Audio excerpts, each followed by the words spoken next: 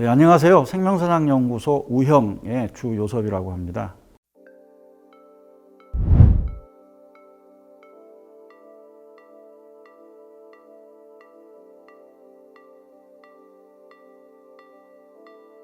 세 번째 순서입니다.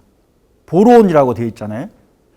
앞에서 왜 생명 이야기를 지금 다시 하려고 하는가라는 걸 주제로 잠깐 얘기를 했고, 그 다음에 두 번째에서는 생명의 여러 가지 경험들과 생각들과 사상들에 대해서 간략하게 살펴보았는데요. 이렇게 간단하게 살펴본 거는 각자 자신에게 하는 질문으로 나의 생명 사상, 나의 생명에 대한 관념, 생명에 대한 경험 이런 것들을 좀 스스로 질문하는 시간이 더 중요하지 않을까 해서 이렇게 간략하게 말씀드렸고요. 그런데 그런 질문들을 스스로 가지고 다시 생명에 대해서 묻고 탐구하고 또 학습할 때 다시 또 경험을 돌아볼 때 생각해야 될 지점이 있다 이런 얘기입니다. 그래서 중간에 이걸 끼워 넣었습니다. 이를테면 생명의 진리를 어떻게 알 수 있을까라는 질문을 해보게 됩니다. 왜냐하면 많은 종교 철학자들 혹은 개인들도 자신의 경험에 기반해서 생명의 진리를 주장하시는 경우가 많이 있잖아요. 물론 종교 철학에서도 얘기를 물론 하고 있습니다만은, 그런데 제가 얘기하고 싶은 건 뭐냐면 생명의 진리를 어떻게 알 수 있을까? 그렇게 각자 생명에 대한 여러 가지 얘기를 하는데 그게 과연 진리일까라는 의문을 갖게 된다는 겁니다. 어떻게 알 수 있을까라는 질문을 한번 해보자 이런 얘기입니다. 왜냐하면 우리는 우리의 어떤 관찰, 우리의 인식, 그다음에 우리의 기존의 암 이걸 통해서 생명 얘기를 할 수밖에 없는데 과연 그게 가능한 걸까라는 얘기입니다. 첫 번째로 얘기하려고 하는 거는 인식에 대한 얘기입니다. 여기 제목 보시면 인식은 세계를 절단한다. 그러니까 그대로 볼 수 없다 이런 얘기죠. 이 얘기를 하려고 하는 거고요. 두 번째로는 생명이라는 것도 우리가 실체적인 어떤 것을 반영하는 기호이지만 언어이지만 그것도 하나의 개념이다. 그러니까 실제는 아니다 이런 거죠. 그다음에 세 번째로 제가 얘기하고 싶은 거는 맹점입니다. 답이 너무 저의 어떤 주장이 너무 세게 쓰여져 있는지 모르겠는데 우리는 생명을 알 수 없다 이렇게 되어 있네요. 생명의 진리를 어떻게 알 수 있을까라는 질문은 이 세 가지 얘기로 한번 간단히 살펴보려고 합니다.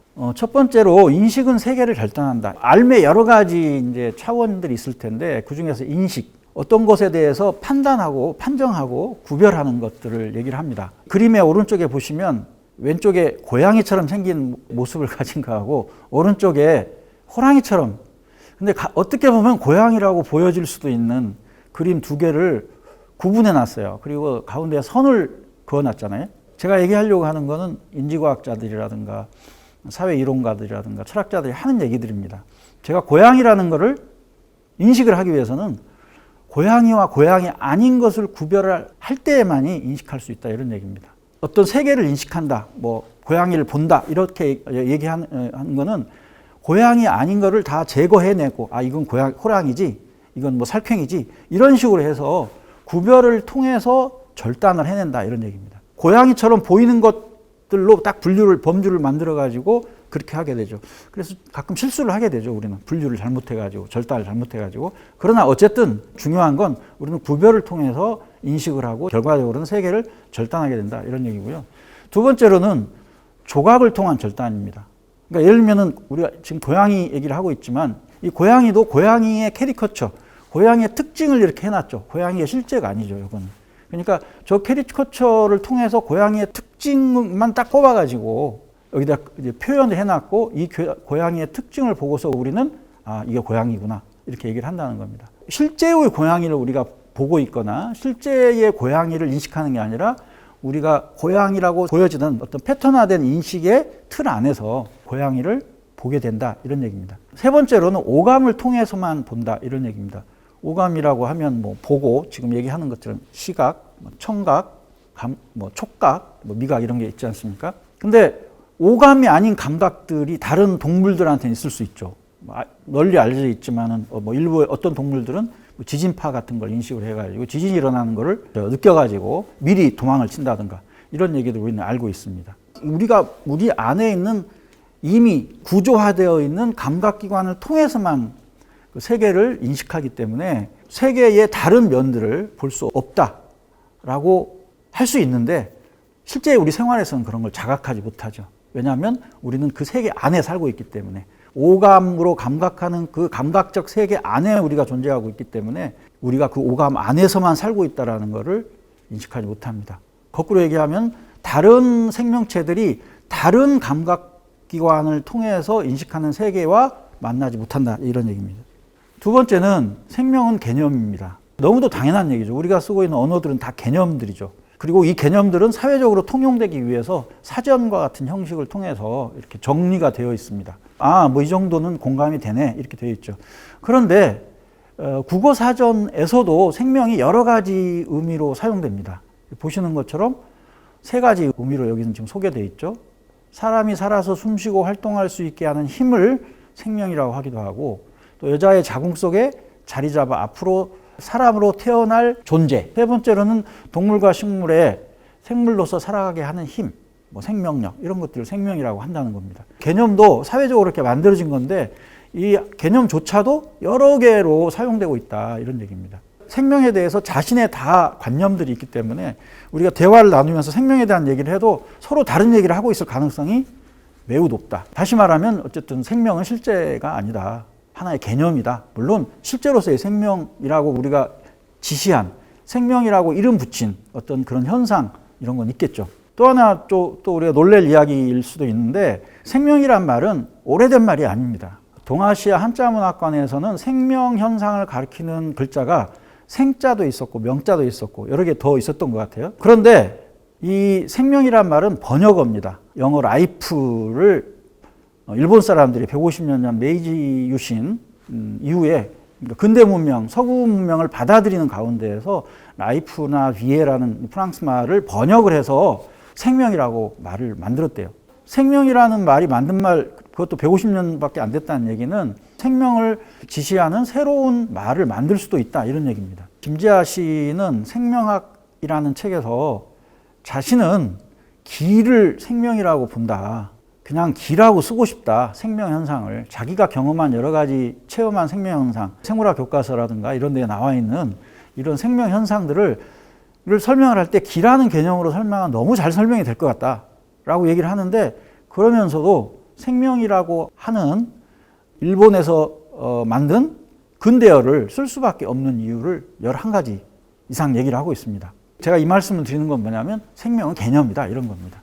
개념을 실체화하지 말자, 이런 얘기입니다. 그렇기 때문에 다 다르게 사용될 수 있다. 다른 관념이 우리 머릿속에 있다, 이런 얘기를 하려고 하는 겁니다. 그래야 우리가 생명의 진리를 탐구하지만 또 생명에 대한 나의 집착, 혹은 생명 개념에 대한 나의 독특한 경험으로부터 비롯된 나의 생명 경험과 생명 개념에 대한 관념에 대한 나의 집착으로부터 자유로워질 수 있다, 이런 얘기입니다. 상징적으로 말할 수 있는 게 맹점이죠. 보지 못한다는 자각이 없이 보고 있는 것을 맹점이라고 얘기를 하는데, 생물학적인 맹점도 있죠. 오른쪽 하단에 보시는 그림을 보면 이 망막이 있고 망막 가운데에 맹점이라고 이렇게 표시가 돼 있지 않습니까? 거기는 신경 다발이 들어가는 데래요. 그 지점은 신경세포들이 없어가지고 거기에 이제 뭐가 상이 맺히면은 보이지가 않는다는 겁니다. 그래서 우리는 생물학적인 맹점을 가지고 살고 있다는 거죠. 근데 아까 말씀드렸던 것처럼 구별을 통해서만 인식을 하기 때문에 구별하지 않은 다른 쪽은 우리는 보지 못합니다. 그럼에도 불구하고 우리는 그것만 보고 있는 그 세계 안에 있기 때문에 맹점 자체를 자각하지 못하는 경우가 대부분이다, 이런 얘기입니다. 대부분이 아니라 자각을 못하는 거죠. 우리는 경험을 통해서 맹점, 또 생물학적인 이런 과학적 성과를 통해서 맹점을 지식으로 알고 있고, 사변적인 이런 추론, 논증 이런 것들을 통해서 맹점이라는 게 있구나라고 하는 걸 알 수 있다는 겁니다. 그런 점에서는 맹점이 있다고 하는 것을 다시 말하면 우리는 알 수 없다. 우리가 보고 있는 거는 실제가 아니다. 우리는 있는 그대로 볼 수 없다라고 하는 그런 무지의 자각이 오히려 우리를 자유롭게 하는 것 아닐까라고 하는 얘기입니다. 물론 직관을 할 수 있습니다. 어떤 특별한 체험들을 통해서 더 생명의 진실에 가까이 갈 수 있다고, 일반인들도, 종교인들이나 이런 분들은 또 다르겠습니다만은 있다고 생각을 하고 그런 주장을 하는 그런 철학들도 많이 있더라고요. 그렇기 때문에 나는 생명을 알 수 없어. 뭐 생명을 알았어. 이렇게 단정하는 것을 문제 삼는 거지. 아, 우리는 영영 모르는 거야. 이렇게 말하는 것은 또 위험한 또 생각일 수도 있을 것 같습니다. 세 번째로 생명 사상에 대해서 생각해 보는 시간을 갖고 있는데, 생명에 대한 생각이죠. 생명 사상이니까. 생명에 대한 생각을 하는 데 있어서 경험적인 혹은 학습에 의한 어떤 자신만의 생명에 대한 생각 관념들을 만들 수는 있지만, 그것을 만들어 갈 때, 그런 생각을 정립해 갈 때 유의해야 될 이런 인식론적인 어떤 한계랄까, 인식론적인 어떤 장애랄까, 이런 거에 대해서 오늘 한번 같이 생각을 해 보았습니다. 오늘은 이상으로 마치겠습니다. 감사합니다.